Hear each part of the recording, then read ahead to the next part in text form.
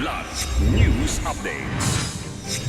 Mga balita ngayon, 1.79 million pesos na halaga ng mga ari-arian tinupok ng apoy sa Davao City, 400 kabahayan apektado. Bagyong Paulo bahagyang humina, inaasahang lalabas ng Philippine Area of Responsibility bukas ng umaga. DPWH ibinunyag ang bid rigging, tiniyak na walang makakalusot sa katiwalian. Ako po si Cesar Soriano para ihatid ang nangungunang mga balita sa buong kapuluan ngayon. Aabot sa 400 kabahayan ang tinupok ng apoy habang hindi bababa sa 179 house owners ang apektado ng malawakang sunog sa Barangay 21C Piapi Boulevard, Davao City kahapon.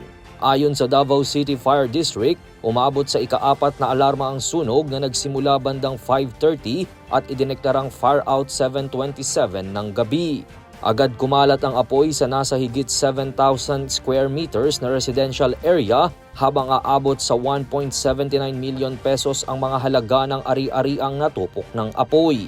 Pansamantala namang naninirahan sa mga evacuation centers ang mga apektadong pamilya kasabay ng pag-aabot ng tulong ng lokal na pamahalaan ng Davao City.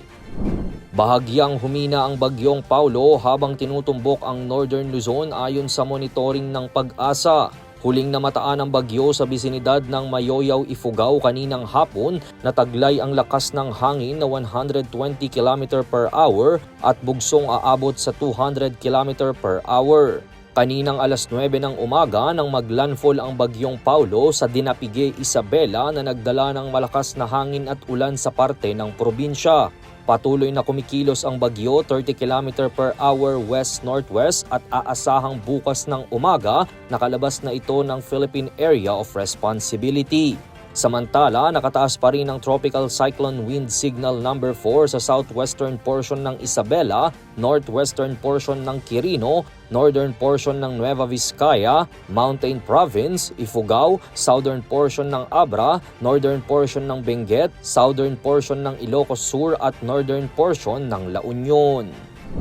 Ibinulgar ni DPWH Secretary Vince Dizon ang sangkot sa umano'y bid rigging at bid manipulation sa flood control projects at inirekomenda ang 2 kaso sa Philippine Competition Commission o PCC. Kasama sa mga kinasuhan ang Wawaw Builders, IM Construction Corporation, SYMS Construction, St. Timothy Construction, SunWest Incorporated at ilang opisyal ng DPWH Bulacan at Region 4B. Ayon sa DPWH, ang bid rigging at manipulation ay sabuatan ng mga kontratista para kontrolin ang bidding at tiyakin ang panalo ng kanilang tao. Babala ni Dizon na hindi papalagpasin ng ahensya ang katiwaliang ito.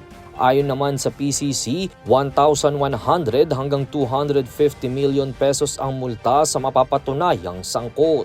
Para sa Kidlat News Channel, ito si Jai Reyes, nag-uulat. Ako po si Cesar Soriano, kasama nyo sa bawat pagputo ng balita.